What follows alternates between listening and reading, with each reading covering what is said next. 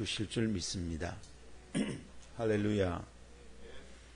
한번 따라합시다. 끝까지 견디는 자는 구원을 얻으리라. 아멘. 첫날부터 끝까지 마지막 날까지 함께 하신 성도들을 주님의 이름으로 축복합니다. 장맛비가 쏟아지고 천둥 번개가 치는 아침도 뚫고 왔고 눈꺼풀이 무겁고 어깨가 처지는데도 새벽을 깨어나온 모든 성도들에게 하나님은 자비하시고 따뜻한 은혜로 채우시고 세임 부어 주실 줄 믿습니다. 할렐루야. 오늘 아침 하나님께서 주신 말씀 함께 읽읍시다. 마태복음 11장 28절에서 30절입니다. 마태복음 11장 28절입니다. 수고하고 무거운 짐진 자들아 다 내게로 오라. 내가 너희를 쉬게 하리라. 나는 마음이 온유하고 겸손하니 나의 멍에를 메고 내게 배우라. 그리하면 너희 마음은 쉼을 얻으리니 이는 내 멍에는 쉽고 내 짐은 가벼움이라 하시니라. 아멘. 이것은 하나님의 말씀입니다. 하나님의 말씀은 능치 못함이 없습니다. 할렐루야. 7월 새벽 이슬 기도에 지치고 고단한 그대에게 라는 시리즈 말씀은 오늘 마지막 시간을 맞이했습니다. 마지막 시간은 온유와 겸손으로 라는 제목을 가지고 하나님의 말씀을 함께 나누겠습니다.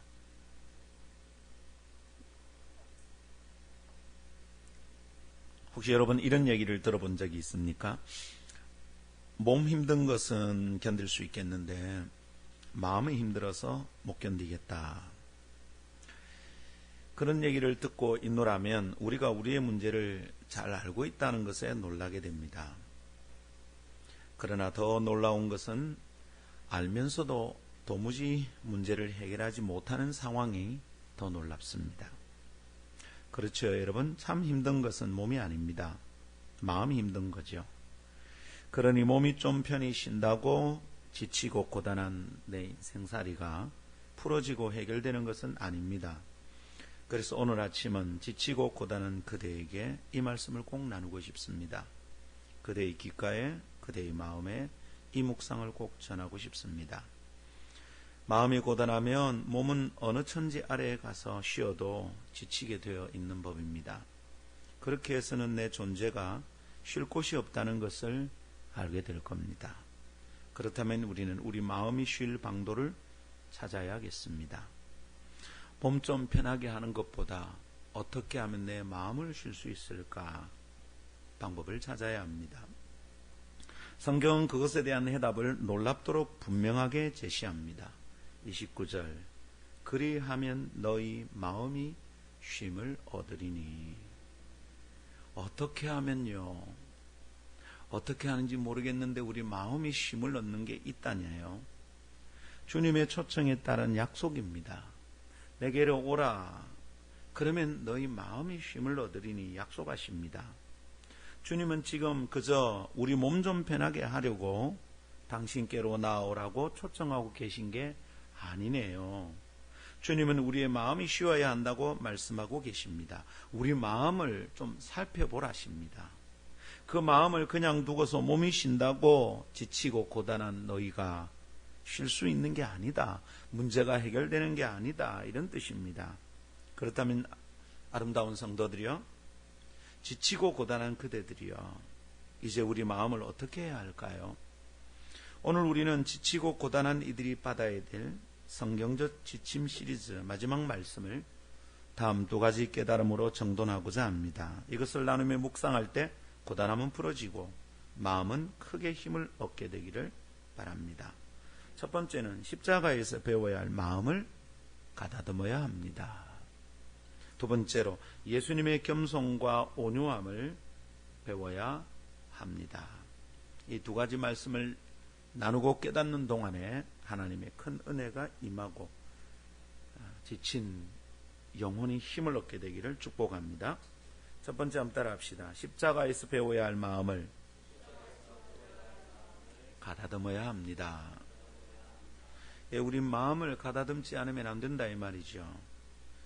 마음이 평온할 필요가 있다 이 말이죠. 그런데 그것은 십자가에서 배워야 한다 이런 말입니다. 우리는 어제 아침 우리를 초청하시는 주님이 어떤 상태인지, 어떤 주님이신지 묵상했습니다. 그분은 어제 아침 편안하게 보좌에 앉아서 쉬는 분으로 우리에게 찾아오지 않았습니다. 영광의 찬란한 조명을 받으며 군림하는 왕의 모습도 아니었습니다. 어제 아침 우리를 찾아와 내게 와서 쉬어라 초청하시던 그분은 멍에와 짐을 지고 계신 상태로 이 말씀을 주셨습니다. 자, 다시 한번 볼까요? 수고하고 무거운 짐진 자들아 다 내게로 오라 내가 너희를 쉬게 하리라 이렇게 초청하셨잖아요. 근데 그 다음 말씀 보십시오. 오라 내가 쉬게 하리라. 그런데 나는 예수님을 설명하고 있는 중입니다. 나는 마음이 온유하고 겸손하니 나의 멍에를 메고 내게 배우라. 그리하면 너희 마음이 쉼을 얻을 거다. 주님을 설명하는데 주님이 멍에를 메고 계신 분이다. 이렇게 얘기하네요. 30절 이는 내 멍에는 쉽고 내 짐은 가벼움이라. 주님께 멍에가 있고 짐이 있다. 이래 말씀하십니다. 여러분, 주님이 우리를 초청하시는데 수고하고 무거운 짐진 자들을 초청하시는데 초청하는 주님이 어떤 분이냐 하면 주님이 멍에와 짐을 지고 계신 상태로 우리를 초청하신다 이 말입니다. 그분은 어떤 짐을 지고 계신 건가요? 묵상한 대로 스스로 해결할 수 없는 우리의 죄짐을 맡아지시는 것이고요. 현실의 고통을 져주시는 멍에다. 그렇게 얘기했습니다. 그것은 우리가 흔히 알고 있는 대로는 십자가를 말합니다. 주님께서 십자가를 지시고 나서 더 이상 이제 십자가는 형벌의 도구가 아닙니다. 여인네들의 장신구에 매달리는 상징물도 아닙니다. 십자가는 무거운 짐을 풀어내는 놀라운 능력의 통로가 됩니다. 이것을 믿는 자들마다 그 자유가 임할 줄 믿습니다. 그리스도의 사람들이 이 주님의 멍에와 짐을 진다면 곧 주님의 짐을 지고 십자가를 지게 된다면 놀라운 일이 약속되어 있습니다. 수고하고 무거운 짐과 올무에서부터 해방이 된다는 거예요. 쉼을 얻을 것이라고 약속해 주신 말씀이 여기에 있는 걸 보십시오. 이것에 집중하는 믿음이 오늘 아침 우리에게 필요합니다. 상황을 어떻게 하는 것보다 믿음이 필요하다 이 말입니다. 좀 더 쉬면 좋겠다가 아니라 좀 더 믿음이 필요한 겁니다. 좀 더 쉬운 일을 하자가 아니라 좀 더 내게 믿음이 필요한 겁니다. 십자가를 지겠다 결단하는 순간 우리에게는 참된 자유가 임합니다. 만일 여러분이 고단하고 지쳐 있다면 나는 지금 주님의 짐을 지고 있는 게 아니라 내 짐을 지고 있는 거예요. 내가 해결해야 될 일이 많다 이 말입니다. 그러니까 지치는 거죠. 그러나 우리가 주님의 짐을 지면 십자가를 지면 참된 자유가 임합니다. 왜 그럴까요? 왜냐하면 우리가 십자가를 지는 순간부터 오직 십자가만 지게 될 것이니까 그렇습니다. 다른 것을 져야 될 필요가 없다 이 말입니다. 그러나 주님의 짐을 지지 않은 상태라면 우리가 지고 와야 할 짐이 너무 많아요. 이 짐, 저 짐 수없이 내 앞에 놓여 있다는 걸 우리가 보게 됩니다. 돈 해결하고 집 해결하고 우리 집안 문제, 내 직장 문제, 내 연애 문제, 집 살까, 전세를 얻을까, 지고 해결할 문제들이 너무 많습니다. 여러분 그것을 내가 다 지고 내가 다 해결하려 하니 마음이 있을 수가 없잖아요. 지치고 고단한 삶이 끝이 나지 않는 겁니다. 여러분 내 짐은 주님께 드리고 주님의 짐을 져본 적이 있습니까? 아주 단순합니다. 딱 하나만 지면 됩니다. 이것저것 다 져야 될 부담이 사라집니다. 그때부터 말할 수 없는 자유와 쉼이 옵니다.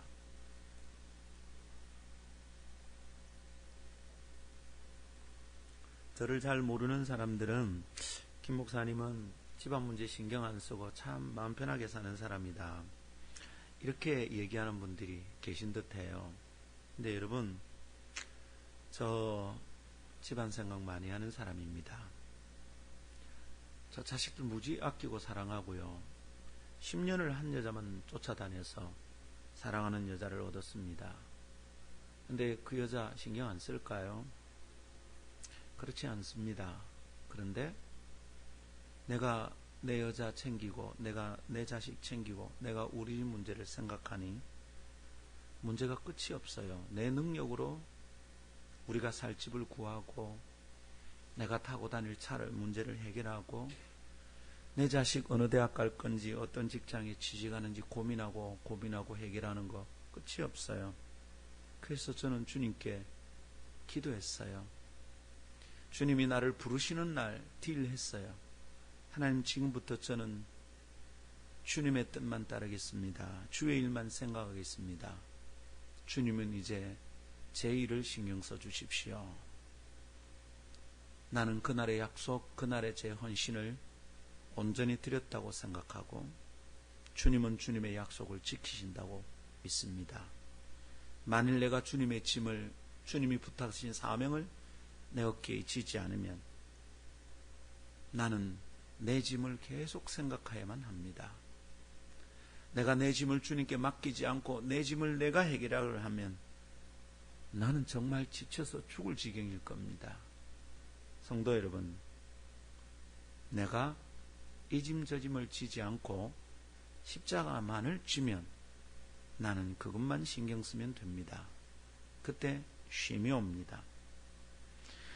십자가를 질 수 있는 존재, 십자가를 지고 가는 사람은 그것 외에 다른 어떤 의무도 없습니다. 그것 외에 다른 어떤 영적인 부담과 짐도 없다 이 말입니다. 마치 군대에 가면 내가 돈을 벌고 영업활동을 할 필요가 없어지는 것과 동일한 이치입니다.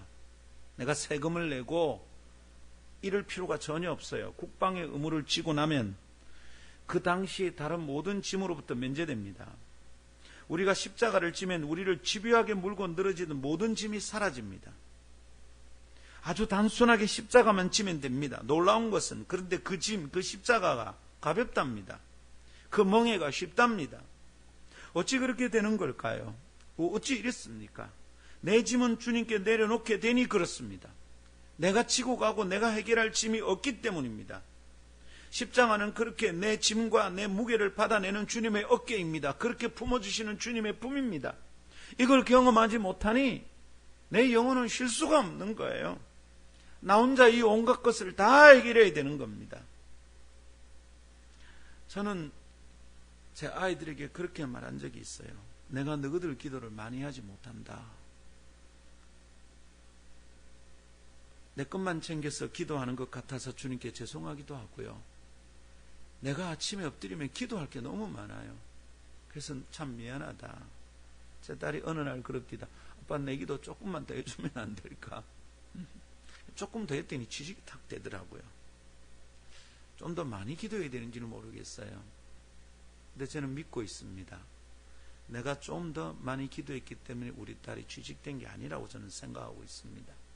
주님은 이미 우리 아이들에 대한 계획을 가지고 계세요. 풀어가고 계신 중입니다. 나는 내 아이들의 짐을 내가 질 것이 아니고 주님의 짐을 질 겁니다. 그때 그 한 가지 짐만 생각하면 됩니다. 놀라운 안식이 임한다고 주님이 약속하고 계십니다. 그런데 부지런한 아침 성도들이요, 이런 쉽고 가벼운 짐을 지금 여러분은 경험하고 있습니까? 어찌 무겁고 고단한 짐의 형편이 좀 나아지셨습니까? 주님의 약속인데 왜 우리는 그것을 누리지 못할까요? 왜 아직도 지친다고 그럴까요? 아, 대다. 우리 왜 이러는 걸까요?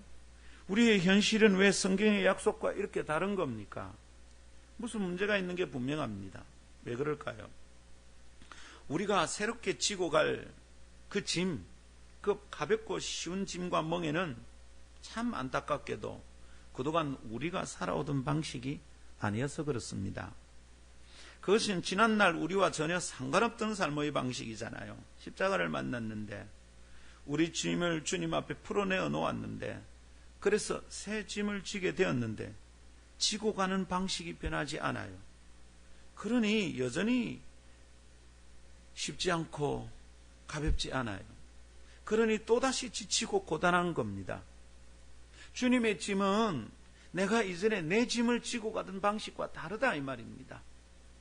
주님이 내게 부탁하신 것을 내가 성공하고서 몸부림치들 때 그때 애를 쓰던 방식과 똑같이 주님의 짐을 지고 가고 있으니 이게 정말 죽을 맛인 겁니다. 여러분, 그렇게 지고 가면 우리는 내가 먹고 사는 것보다 주님의 뜻을 따르는 게 더 힘듭니다, 여러분. 은혜가 아니라 이건 또 다른 올무예요. 얼마나 힘든지를 모르겠어요. 주님의 짐을 사람이 어떻게 지고 갑니까? 근데 우리 내 짐을 여전히 지고 있는 거죠. 주님의 짐을 졌는데도 내가 내 짐을 지고 있는 겁니다. 짐을 지고 가는 방식이 안 바뀌었어요. 자, 이제 우리 오늘 아침에 이것에 대해서 지식으로 받지 말고 내가 좀 알고 있는 몇 가지 지식으로 성경을 이해하지 말고 자유케 하는 진리로 반응하게 되기를 요청하고 기대합니다. 우리가 새롭게 짐을 지는 방식, 곧 새롭게 살아가는 방식은 우리의 본능과 다른 방향입니다. 이거 깨달아야 됩니다. 우리의 본능은 예수님의 짐을 지는 방식으로 흐르질 않아요. 우리의 본능은 다른 사람의 짐을 지는 것을 좋아하지 않습니다. 누구를 위해서 뭘 하면 항상 지쳐요. 다른 사람 챙기면 짜증이 나요. 내 걸 챙기면 쉽게 하겠는데 남 챙기는 게 막 짜증이 나요. 이게 우리의 본능이에요. 그런데 십자가는 본질적으로 다른 이의 짐을 지는 방식으로 지고 가야 돼요. 내 짐을 지는 방식이 아니에요. 여기서 문제가 발생하는 거예요. 주님의 십자가 생각해 보십시오. 주님의 십자가는 주님 당신의 짐을 해결하려고 지는 게 아니었잖아요. 그분의 십자가는 우리의 짐을 하나님의 어린 양이신 예수님께 담당시켰던 하나님의 방법이었습니다. 주님의 짐은 본질적으로 그런 거예요. 그러니 우리는 어떻게 이 짐을 져야 할까요? 우리의 본성은 어떻습니까? 이기적이고 자기중심적인 본능의 관성에 끌려다니는 존재들이었잖아요. 남의 짐 못 지는 사람들이에요. 남의 짐을 지는데 대가가 없으면 못 견디다고요. 남의 짐을 지면 월급을 줘야 돼. 남의 짐을 지면 그것 때문에 내가 얻는 게 있어야 돼. 그러니 남의 짐을 지는 게 안 편한 겁니다. 우리는 지금 십자가를 지는데도, 주님의 짐을 지는데도 내 짐을 지듯이 살아가고 있습니다. 그러면 쉴 수 없습니다. 정말로 고단합니다. 여러분, 그렇게 짐을 지니까 주님의 짐을 지는 것이 우리의 습관으로는 용납이 잘 안 되는 겁니다. 왜 내가 남을 부담해야 돼? 왜 내가 남의 짐을 져야 돼? 대가가 뭔데? 그럼 복 주실래요? 나 성공시켜 줄래요? 하나님 그러면 나 부자 만들어 줄 거예요? 내 대학 붙여 줄 거예요? 우리 아들, 딸 잘 되게 해 주실 거예요? 난 괜찮은 여자 만나게 해 주실래요? 몇 살인데 아직 여자친구도 없는 거예요? 요구하는 거죠. 오, 노. 세상과 하는 짓거리가 똑같은 거예요. 우리가 이전에 짐을 지던 방식하고 똑같이 그러고 있는 거죠. 참 부담되죠. 힘들어요. 지라고 하시면 지겠는데 나를 구원해 주셨다고 하니까 내가 순종은 해야 되겠는데 마음으로는 납득이 잘 안 되는 겁니다. 헌신하라 이러면, 그래서 제게 어떤 자매가 그랬듯이 목사님 저를 저주하십니까? 이렇게 되는 거죠. 납득이 잘 안 돼요. 그래도 지고 가야 되니 지치는 겁니다. 주님은 분명히 쉽다고 하셨는데 우리는 안 쉽습니다. 왜 이런가요? 말씀이 틀렸습니까? 그럴 리가 있습니까? 하나님의 말씀은 진리입니다. 뭐가 문제입니까? 우리가 짐을 지는 방식이 틀린 겁니다. 주님의 짐을 졌는데 여전히 내 짐을 지고 가던 방식대로 지고 있는 겁니다. 잘해야지. 성공해야지. 요거 해결하고 나면 내가 레벨업 될 거야. 이러고 지고 가고 있다 이 말입니다. 얼마나 고단한지. 그러면 어떻게 할까요? 다시 주님의 말씀을 들여다봅시다. 말씀이 답입니다.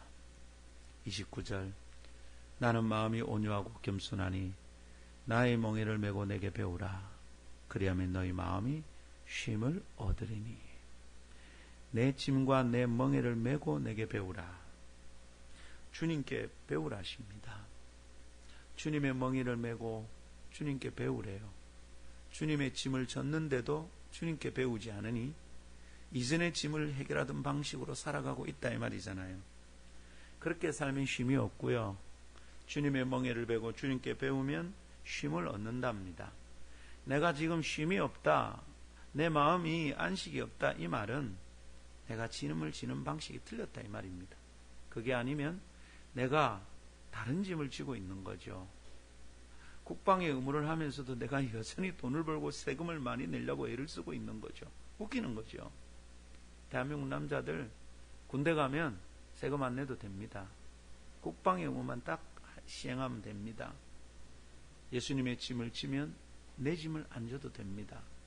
이게 기가 막힌 은혜거든요. 여러분 알고 계십니까?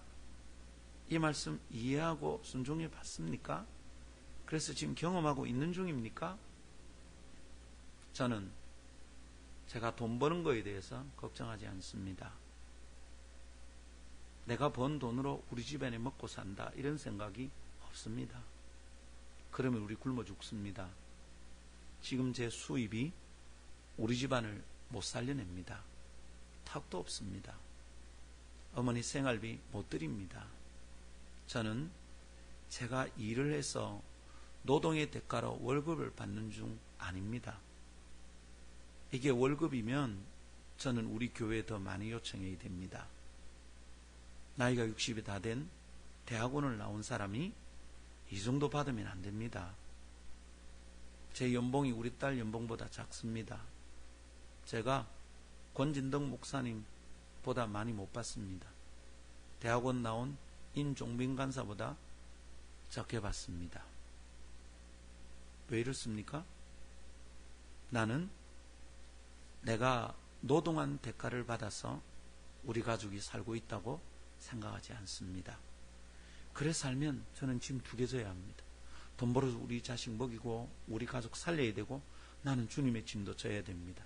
그러니 고단한 겁니다. 주님의 짐은 옛날 방식으로 지는 게 아니라고요. 내 짐을 지고 가던 방식으로 지는 게 아니라고요.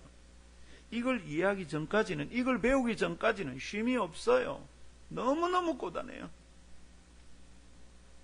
이 말씀, 이 아름다운 주님의 초청은 우리가 우리 마음 쓰는 방식을 바꾸라는 요청입니다. 상건아, 네가 네 마음 쓰는 방식을 바꾸지 않으면 네 마음이 쉴 수 없다, 이 얘기입니다. 그런데 네가 내 멍에를 메고 와서 내게 배우면, 내 마음이 온유하고 겸손하다, 이것을 배우면, 마음 쓰는 방식을 바꾸면 너에게 쉼이 있다, 이 말입니다. 마음 쓰는 방식을 바꾸지 않으면 짐을 지는 방식이 안 바뀐다, 이 말입니다. 그러면 우리 마음에서부터 쉼이 사라집니다. 내가 몸이 고단한 게 아니고 마음이 고단한 게다, 이런 게 되는 거예요. 몸 고단한 거는 견디겠는데 마음 고단한 거 못 견디겠다, 이런 말이 나오는 겁니다. 그렇게 되면 무엇을 해도 고단합니다. 여러분, 별일 안 하고 집에 하루 종일 있는데 고단합니다. 경험해 본 적 있습니까? 마음이 불편하면 아무것도 안 하고 집에 있는데 힘듭니다. 지친다, 그럽니다.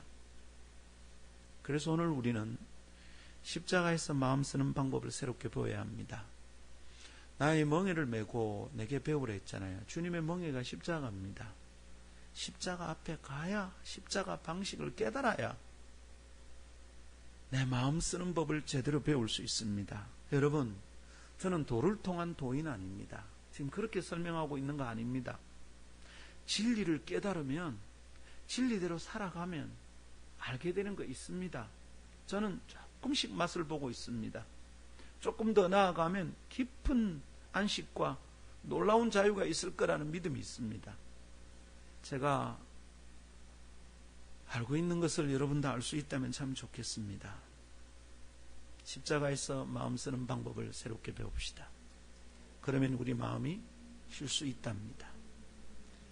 오늘 아침 우리가 죄송합니다. 이 진리를 깨닫는다면 좋겠습니다. 그 진리를 깨닫는다면 그대들에게 자유가 임할 것이니 그렇습니다. 부디 이 진리 안에서 자유케 되기를 축복합니다. 두 번째 따라합시다. 예수님의 겸손과 온유함을 배워야 합니다. 자, 십자가에 가서 배워야 될 주님의 마음이 뭡니까? 겸손과 온유함이랍니다. 이거 배워야 합니다. 그러니까 정론에서 말하자면 우리가 겸손과 온유함을 못 배워서 지친다 이 말입니다. 이 겸손과 온유함이 새롭게 짐을 지는 방식이래요. 마음을 쓰는 방식이다 이 말입니다.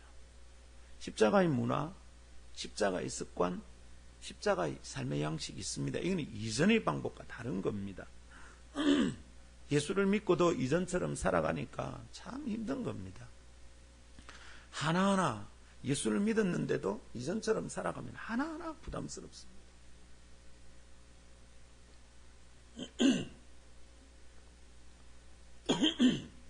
아이고 여러분 죄송합니다. 마지막 날 되니까 목이 칼칼합니다. 그죠? 여러분 십자가의 삶의 방식을 배우지 않으면 예수님을 따르는 길은 굉장히 무겁습니다. 나를 사랑하는 자는 내 계명을 가지고 지키는 자다. 여러분 이 말씀 하나로 죽을 것 같이 힘듭니다. 오른밤 떼며 왼밤 내밀고 오리 가자면 심리 가고 복음으로 사는 것 되게 무겁습니다. 하나님이 은혜를 주시지 않으면 십자가의 삶의 방식을 이해를 못하면 죽을 것 같이 힘듭니다. 그리고 헌신한 그리스도의 종들이 살아가는 것을 옆에서 보면 엄마 나는 저래 못 살겠다 싶습니다. 근데 여러분 그들 속에 십자가를 지고 주님을 따르는데 자유가 있어요.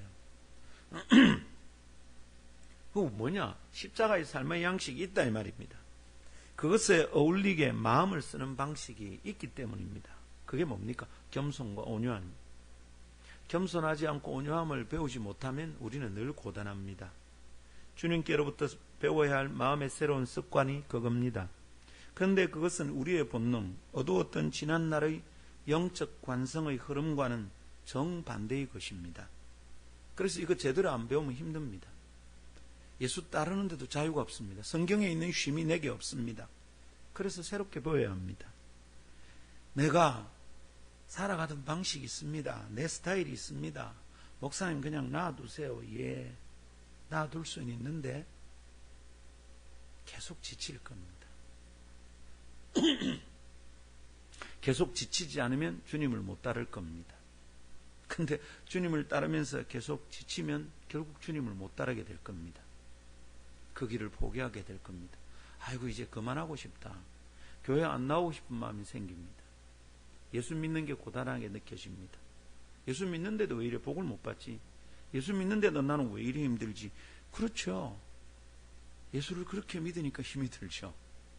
십자가에서 배워야 할 마음이 있는데 그걸 못 배우니까 힘이 드는 겁니다.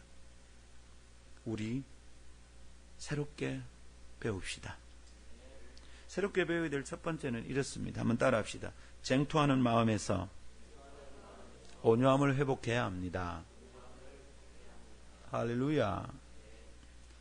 기억하십시오. 쟁투하는 마음에서 온유함으로 바뀌어야 됩니다. 계속 싸우고 쫓아가고 견주고 겨루고 씨름하는 마음이 남아있으면 지친다 이 말입니다. 여기에서 온유함을 빨리 회복해야 됩니다.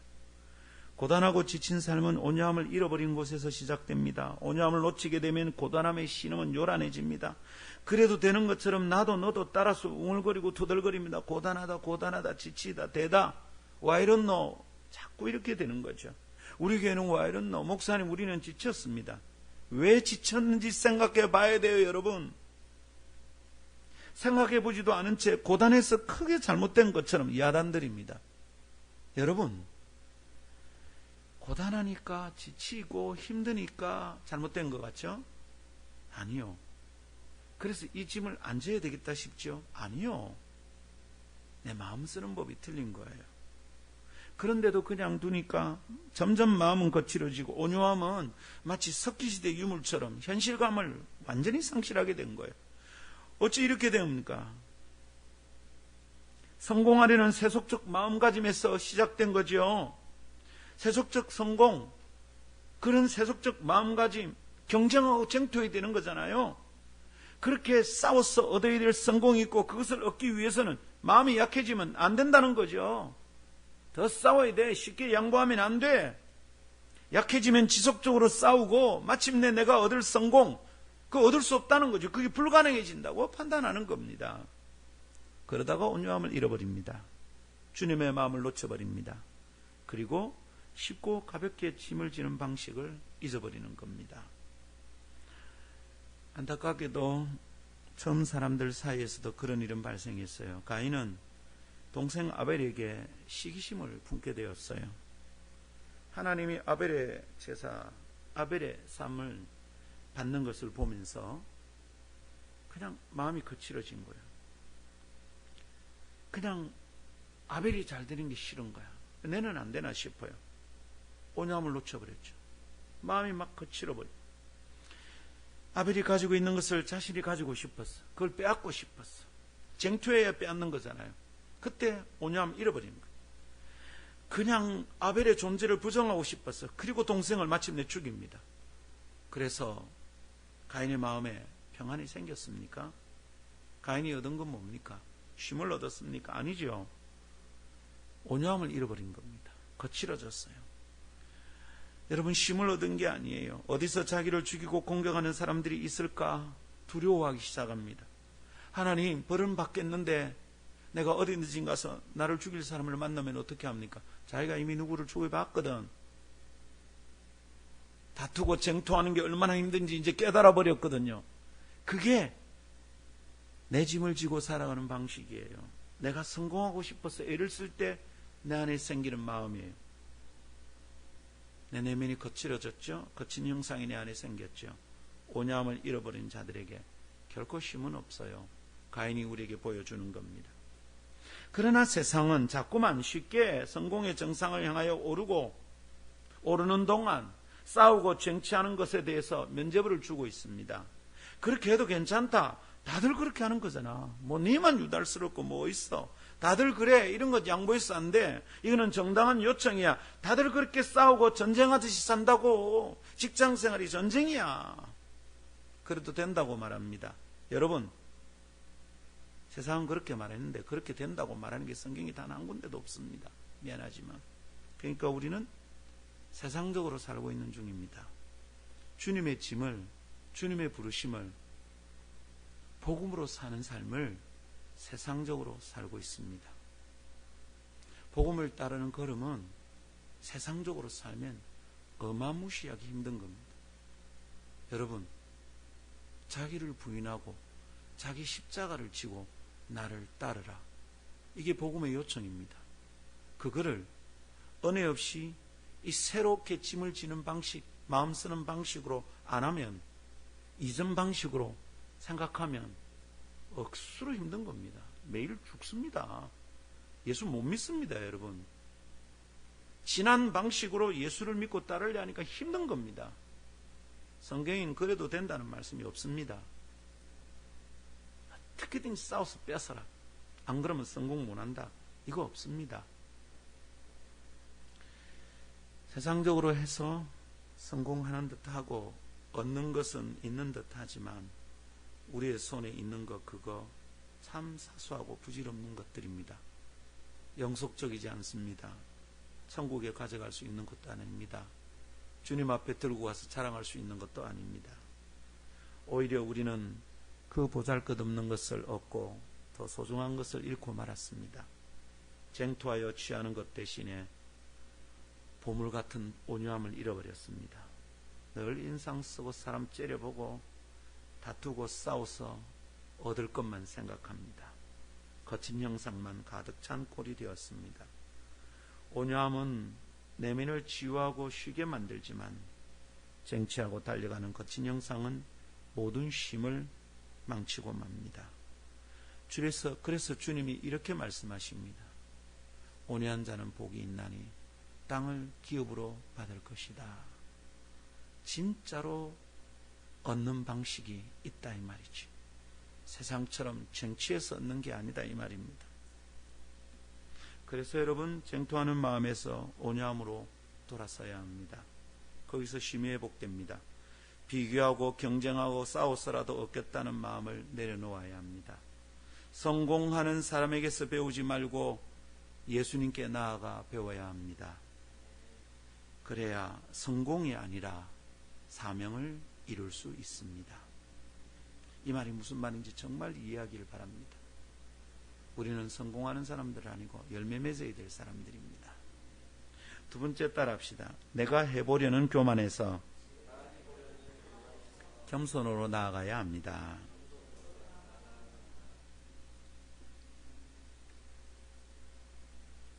내 짐을 지는 방식은 내가 하는 겁니다. 끝없이 내가 하는 겁니다. 근데 주님의 짐을 지면, 주님의 멍에를 매면 이스라엘의 문화를 아시죠? 여러분, 설명을 몇 번 했습니다. 그 멍에는 한 멍에 소가 2마리 끄는 겁니다. 주님의 멍에란 말은 주님이 원래 지고 있던 멍에 내가 들어가는 거죠. 그러니까 여러분, 그거는 결국 내가 지고 가는 게 아니에요. 어린 시절 제 아들과 뭘 이리 옮길 때 하랑 아빠랑 같이 들자 이러면 지가 드는 것처럼 듭니다. 근데 사실은 제가 다 들었어요. 지는 흉내만 내요.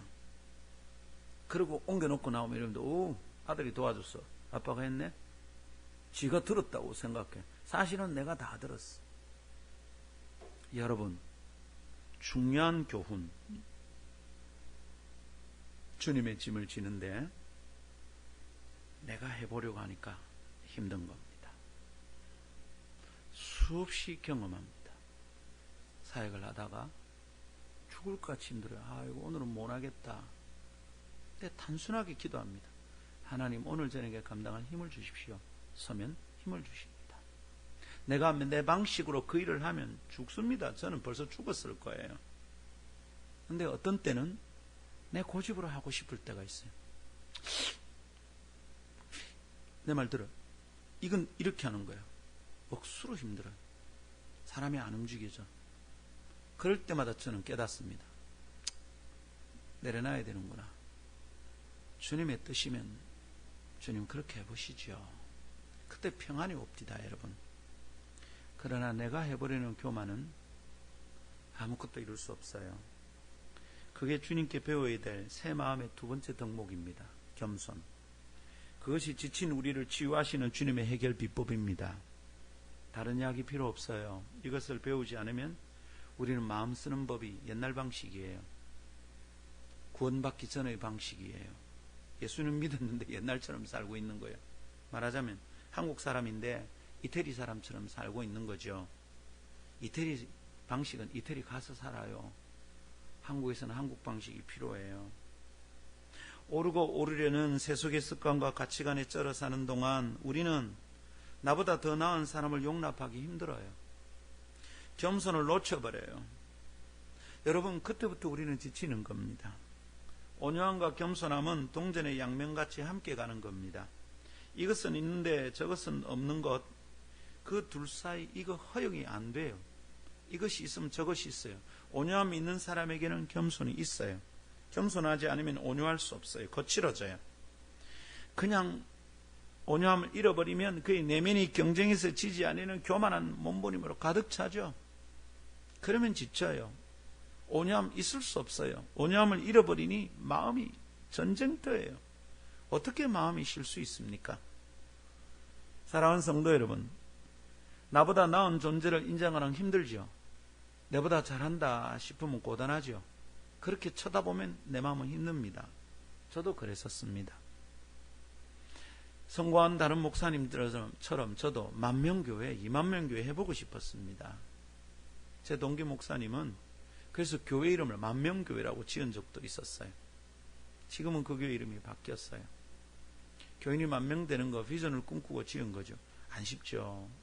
안 쉬우니까 교회 이름 바꾼 거죠.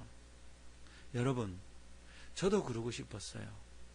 그 목사님 무슨 의미로 어떤 비전을 해서 그랬는지 자세히 잘 모르겠습니다. 함부로 평가할 건 아닙니다. 그러나 교회 이름이 만명교회인 걸 보고 그냥 제 방식으로 이해를 했어요. 내하고 똑같네. 나도 그렇게 사람 많은 교회 해보고 싶은데, 왜냐하면 그런 목사님들을 보면서 부러웠거든. 나도 그만큼 된다고 믿었거든. 내가 그렇게 무능한 놈 아니라고 나는 생각한 거예요. 그게 교만. 어떻게 내가 그 사람들처럼 똑같이 될 수 있다고 함부로 믿는 거예요. 여러분, 과도한 자기 긍정은 믿음이 아니에요. 나보다 나은 존재를 받아들여야 돼. 그게 겸손이에요. 사실은 정필도 목사님, 정준 목사님 이런 분들을 가까이서 대하면 좀 다른 게 있어요. 나보다 몇 수 높아요. 화가 났는데도 화를 표현하는 방식이 달라요. 기분이 나쁜데도 기분 나쁜 티를 안 내고 그 일을 풀어가는 것을 가까이서 봤어요. 부목사님들한테 물어봤어요. 목사님의 장점이 뭐냐고 설명하는데, 내하고 확실히 다른 게 뭔지 알겠다 싶었어요. 겉으로 보면 내가 설교를 더 잘하는 것 같은데, 여러분 이거 완전히 착각입니다. 내가 교만할 때의 생각입니다. 나 저분보다 잘하겠다 싶었어요. 그러니까 나도 만명교회 할 수 있다고 생각한 거죠. 근데 그게 교만. 어디서 함부로? 요즘 그렇게 생각하지 않습니다. 저분은 교리가 어떻고 그런 방식으로 사람을 모았으니 문제가 있고, 아니요. 이전에 그렇게 생각했는데 마음이 겸손해지고 나니까 괜히 내가 시기해서 교리 어쩌니 하지. 저렇게 사람이 모이는 게 쉽겠나? 사람의 능력으로 어떻게 저렇게 모으겠나? 아니에요. 그래서 나보다 더 나아 보이는 목사님들 인정하기로 했습니다. 그렇지만 내가 정필도 목사님처럼 되지는 않을 겁니다. 왜냐하면 주님이 그러면 세상에 정필도만 두시지 김상근 같은 목사를 부른 필요가 없는 거예요. 그냥 나는 정필도, 최홍준과 비교해서 그 사람처럼 되려는 노력을 내려놓으면 돼요. 나는 그냥 김상근으로 살아가는 거죠. 저는 이게 겸손의 핵심이라고 생각합니다. 나처럼 사는 것. 내 부르심 따라 사는 것. 근데 언제 교만이 깨어집니까? 나처럼 살지 않고 자처럼 살고 싶은 거야. 성공한 정필도 목사님처럼 되고 싶은 거지. 그 순간 겸손이 산산조각이 나는 겁니다. 그리고 참된 나도 사라지고 내 마음 쓰는 법이 뒤엉켜서 엉망진창이 되는 것이죠. 성도 여러분, 나보다 나은 존재를 인정하는 거 힘들죠? 내 동생이 내보다 잘해도 힘들죠? 어떨 때는 내 아내가 나보다 칭찬을 들어도 힘들죠? 어떨 때는 내 아들이 내보다 잘났다 소리를 들어도 힘들잖아요. 힘들죠? 왜 그렇습니까? 결국은 내보다 나은 그 사람이 내가 오르지 못하는 곳에 가 있기 때문이죠. 결국은 나는 그게 안 된다 이 말이죠. 그 결과 내가 성공하지 못하게 되는 것과 동일하게 보는 거죠. 그냥 어떤 사람에 대해서, 나보다 좀 나은 사람에 대해서 이렇게 고백하면 안 될까요? 나보다 조금 더 높은 곳에 있는 너에게. 누가 그렇게 노래했습니까? 신성은 아주 놀라운 진리를 깨달은 남자예요. 그게 경쟁이 안 느껴지는 거야. 그냥 나보다 조금 더 높은 곳에 있는,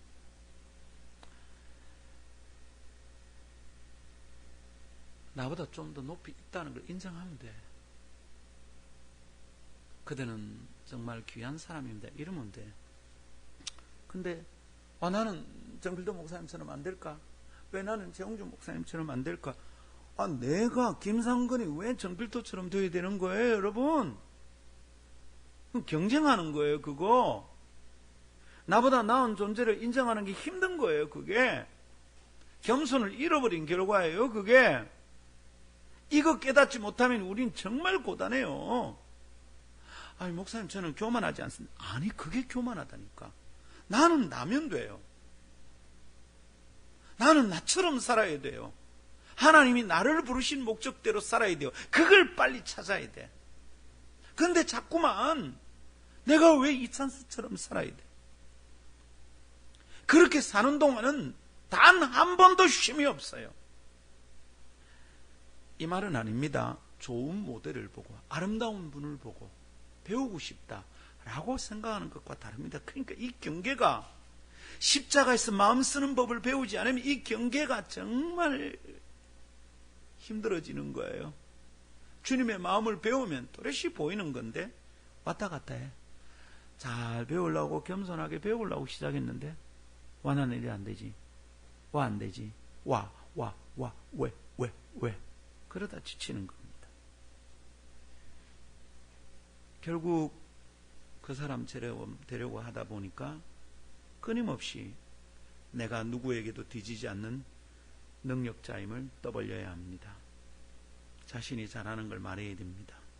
그리고 내가 실수한 게 아니라고 자꾸 변명해야 됩니다. 자신을 더 크게 보이고 싶었던 개구리 엄마처럼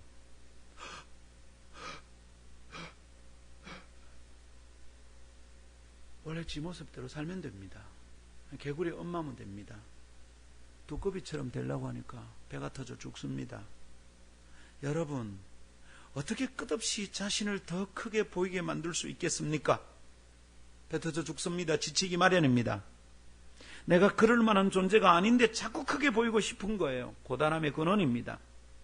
그게 교만입니다. 그 교만함이 고단함의 뿌리입니다.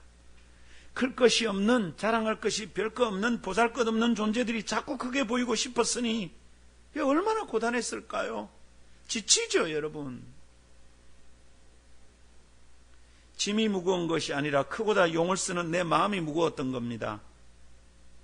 성도 여러분, 오늘 아침 주님의 말씀이 누구를 초청하고 있는가 다시 보십시오. 수고하고 무거운 짐진 자들아.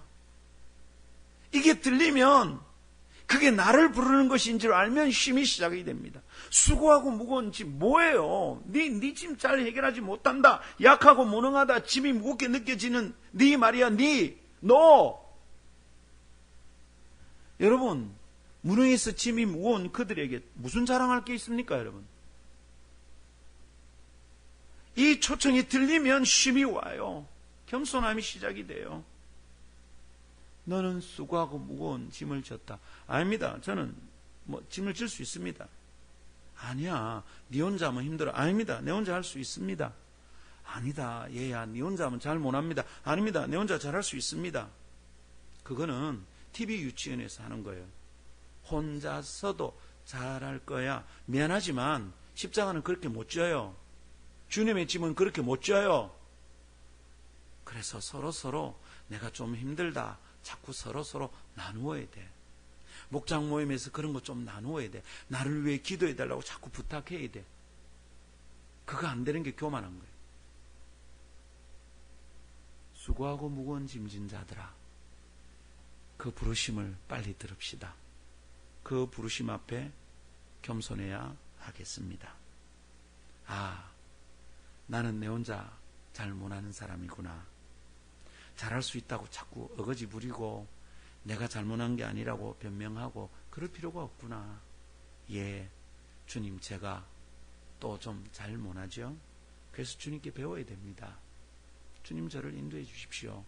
저 혼자 잘 못 지죠. 주님이 내 짐을 져주시고요. 저는 주님과 함께 지는 주님의 짐을 지고 싶습니다. 그렇게 주님께 가서 배워야 합니다. 배울 수 있습니다. 새롭게 마음을 쓰는 방법을 배울 수 있습니다. 그때 자유가 임합니다. 저는 이제 그 문에 조금 들어간 것 같아요. 이제는 알 것 같아요. 이거 마음 쓰는 법을 옛날처럼 쓰다가 몇 년 전에 저 죽을 뻔했습니다. 계속 잘해야 되니까. 목회 빨리 성공해야 되니까. 개척교회 딱지 빨리 떼야 되니까. 죽을 뻔했습니다. 이제 다시 그런 방식으로 내 마음 쓰지 않습니다. 이제 조금 깨달았습니다. 좀 더 깊이 나아보고 싶어요. 사랑하는 성도 여러분, 내가 더 나은 것이 뭐냐, 내가 더 잘해야 될 게 뭐냐 집중하는 것만이 아니라, 내가 더 잘하는 것에 집중하는 것만이 아니라 다른 이의 장점을 보고 인정하는 것을 배웁시다. 그리고 그를 막 축복합시다. 그때 안식이 내 영혼을 채우게 됩니다. 가인이 아벨의 제사를 받으시고 아벨을 사랑하시는 주님을 보며 주님을 찬양합니다. 주여, 제가 아벨을 축복합니다. 그랬더라면 최초의 살인은 없었을 겁니다. 거친 형상은 사라지고 온유함과 겸손함이 가인을 쉬게 만들었을 겁니다. 성도 여러분, 나보다 나은 사람 축복하고 인정합시다. 할렐루야. 자, 지금 앞뒤로 보고 그 사람이 나보다 나은 거 빨리 한 가지 얘기하세요.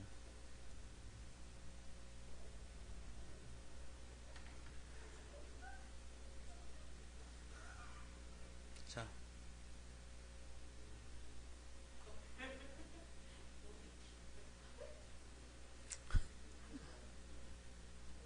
나경자님 머리 많죠? 길고 소파를 치우는데 나경자님 제자 훈련할 때 늘 앉는 자리가 있거든요. 그게 청소하다 놀랬어. 머리카락이 수북해. 어머, 이게 어떻게 된 거야? 자꾸 혼자 막 이래 싸우니까 그게 떨어져가지고 부러워요. 그렇게 떨어져도 머리카락이 남아있다는 게 정말 인정해요. 축복해요. 여러분, 내가 더 잘하는 것, 내가 자아보다 더 나은 것에 집중하지 말고 다른 사람 잘하는 것 자꾸 인정하고 축복합시다. 다른 사람 잘하는 것 때문에 내가 주눅들지 말고 나는 나다움에 기뻐하며 주님께 감사합시다. 그게 겸손입니다. 이 겸손을 배우면 온유함을 회복합니다. 온유함을 회복하면 주님의 축복이 임합니다. 온유한 자는 복이 있나니 땅을 기업으로 얻을 것이요. 믿음으로 받읍시다. 우리 성도들이 다 온유하면 우리 예배당 지을 땅 주실 겁니다. 꼭 그 말씀은 아닌데 어느 순간 그렇게 믿고 받아버리면 저는 그거 이루어진다 믿습니다. 이것도 우리 방식으로 몸부림치는 게 아니어야 되는데 말씀 정돈합시다. 수고하고 무거운 짐은 실체입니다. 느낌 아닙니다. 인생의 본질이 원래 그렇습니다. 그래서 다른 방법으로 해결할 수 없는 현실이라는 것을 깨달아야 됩니다. 잊으려고 해도 안 됩니다. 참아도 안 됩니다. 여러분, 해결할 수 없는 현실이지만 그러나 답답하게 답이 없는 실체만은 아닙니다. 성경은 우리에게 언제나 답이 됩니다. 그 무거운 짐은 현실에서 만나는 두려운 실체가 맞지만 해법이 그 상황 속에서 찾아지는 것이 아닙니다. 그것은 오히려 수고하고 무거운 짐을 지고 있음을 인식하는 인생의 내면, 내 마음에서 발견되어야 합니다. 고단하고 지친 그대들이여, 이번 3일 동안 이 문제를 진지하게 고민해 보고 싶습니다. 그리고 나도 이것을 다시 생각하고 나도 쉼을 얻고 싶었습니다. 그대들이 쉼을 얻는 비결은 여기에 있습니다. 주님의 마음을 배우는 겁니다. 곧 겸손과 온유를 배우고 그것을 자신의 성품으로 만드는 겁니다. 그 과정이 성숙을 위한 필수 코스입니다. 그렇게 우리는 성화되어 간다. 신학적으로는 그렇게 말합니다. 그러나 안 자라고 계속 옛날 방식으로 마음을 씁니다. 너무 힘들죠? 어린애처럼 징징거립니다. 지친답니다. 지쳐서 이 일 못하겠답니다. 곁에서 보면 너무 안타깝습니다. 이것을 배우지 못하면 끊임없이 싸우고 몸부림치는데도 우리는 항상 빈손일 뿐입니다. 지칠 대로 지친 고단한 형편이 될 뿐입니다. 그리스도인은 그렇게 살 일이 아닙니다. 예수의 제자들이 그렇게 살아서는 안 되겠습니다. 오늘 아침 우리 그리스도를 따릅시다. 성공한 사람들에게 배우지 말고 그리스도를 따릅시다. 그분의 초청에 응합시다. 주님께 배워서 그 새로운 삶을 시작합시다. 오늘 아침은 새 마음 쓰는 법을 깨달아 새롭게 시작하는 아침입니다. 축복합니다. 할렐루야. 감사합니다. 함께 혹시 여러분 이 찬양을 기억하시는지 모르겠습니다. 수고하고 무거운 짐진 자들아 다 내게로 오라. 수고하고 무거운 짐진 자들아. 오케이. 역시 유행 간사님이죠. 아무거나 다 됩니다. 축복합니다.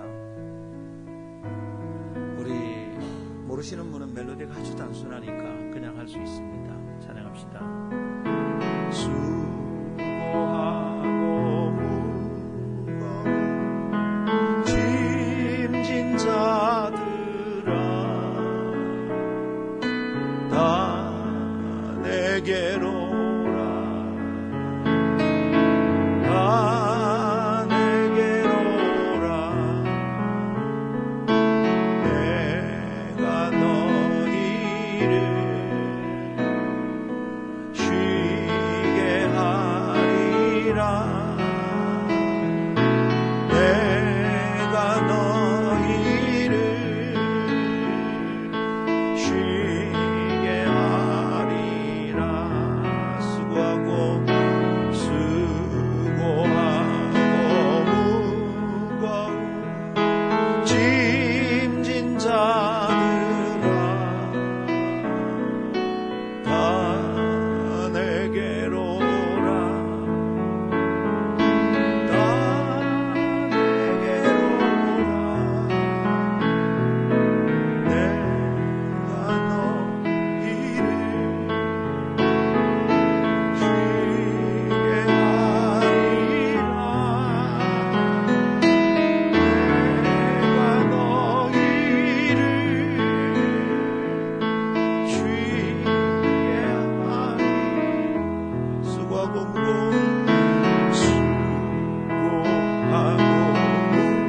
무거운 짐진 자들아